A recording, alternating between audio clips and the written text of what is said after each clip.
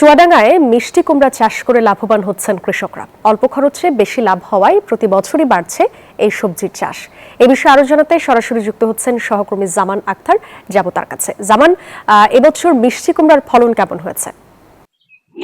সাদিয়া, এই বছরে কিন্তু চুয়াডাঙ্গাতে মিষ্টি কুমড়ার ফলন বেশ ভালোই হয়েছে। আমি যদি আপনাকে জানিয়ে রাখি, চুয়াডাঙ্গা জেলাতে কিন্তু প্রতি বছরই মিষ্টি কুমড়ার আবাদ বৃদ্ধি পাচ্ছে এবং চুয়াডাঙ্গার এই মিষ্টি কুমড়া কিন্তু চলে যাচ্ছে চুয়াডাঙ্গা ছেড়ে দেশের বিভিন্ন বড় বড় মোকামে।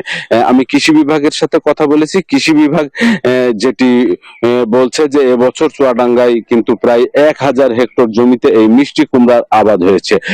অন্যদিকে কৃষকরা যেটি বলছেন যে মিষ্টি কুমড়ার স্বল্প খরচেই কিন্তু চাষ করা সম্ভব এবং এর পরিচর্যা অনেকটাই কম। স্বল্প পরিচর্যাতেই কিন্তু মিষ্টি কুমড়ার ফলন ভালো হয়, যেই কারণে কিন্তু চুয়াডাঙ্গার কৃষকরা প্রতি বছরই এই মিষ্টি কুমড়ার আবাদ করে থাকে।